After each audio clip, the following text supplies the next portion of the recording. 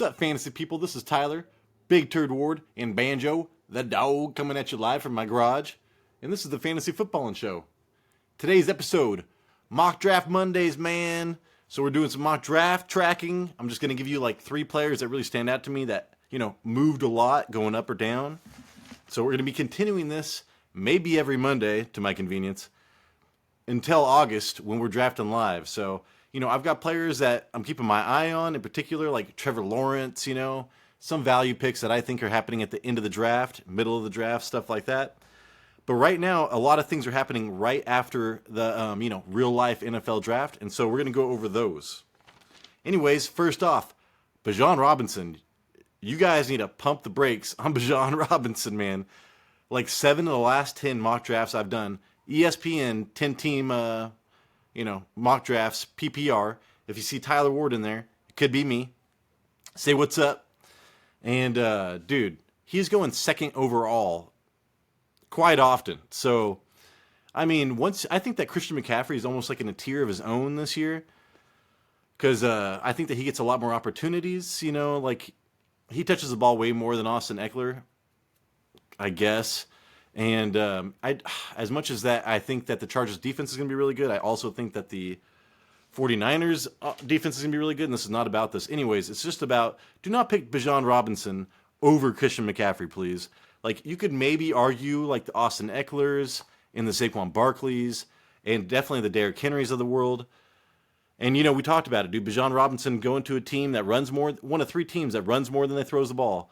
But it's still unproven, man. Like, just remember Adrian Peterson coming out. I think he got drafted like in the 3rd or 4th round in our fantasy football league.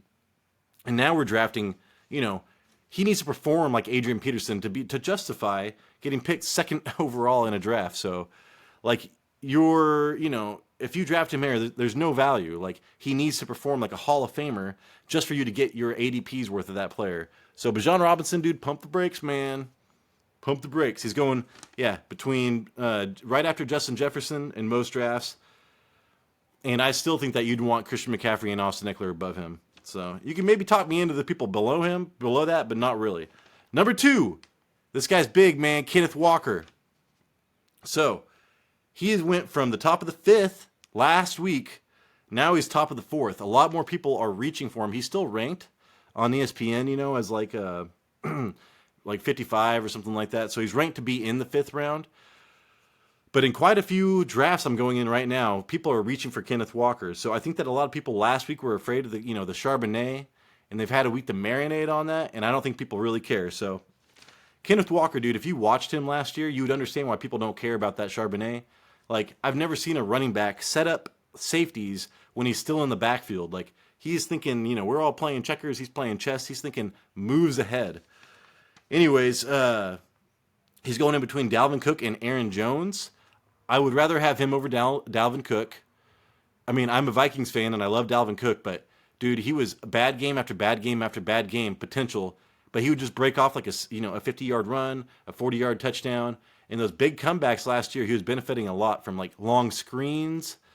He was getting pretty lucky for fantasy owners if you were paying attention. So I'd much rather roll the dice with Kenneth Walker. And also Aaron Jones. That's a big unknown. It's already 50-50 almost going to be with Dylan. So I would much rather have, Geno Smith with those offensive weapons. And also Seattle's defense over Green Bay's defense. Anyways, Kenneth Walker had over 20 carries and 100 yards in 3 of the last 4 games last year. That's including playoffs.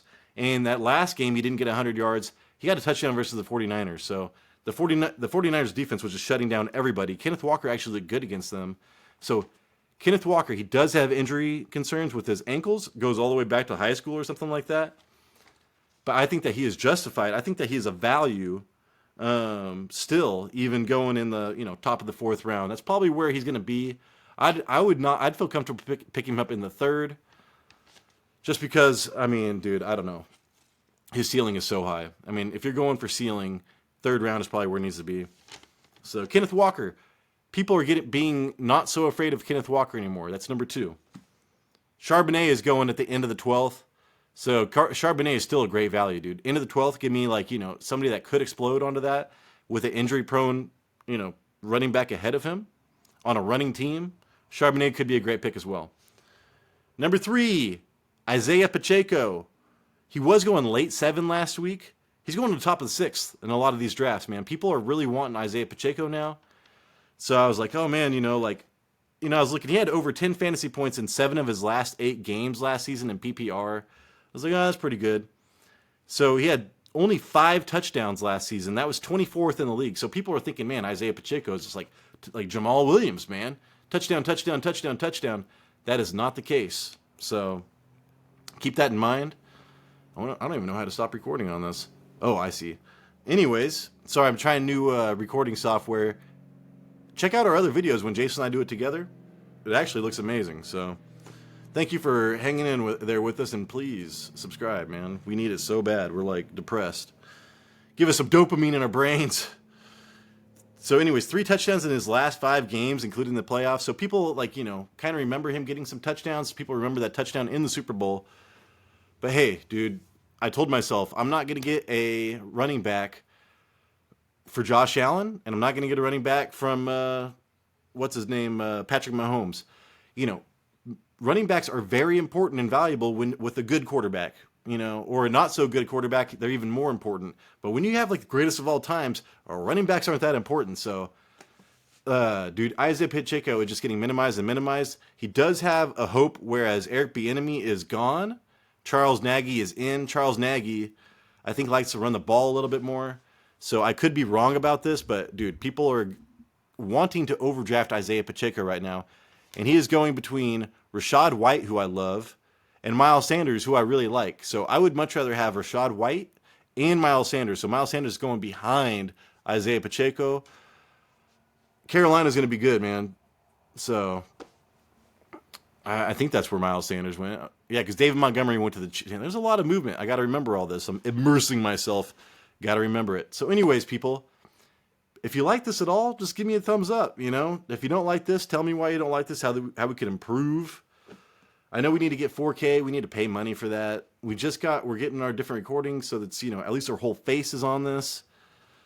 This is a work in progress, man. And we only have had 1 subscriber in the last 2 weeks, and it's been super, it's been hard for some reason to want to do this, even though we're still having so much fun. This is all about, having fun, and we have to remember that sometimes. Anyways, thank you so much for watching, and I'm going to try to stop recording.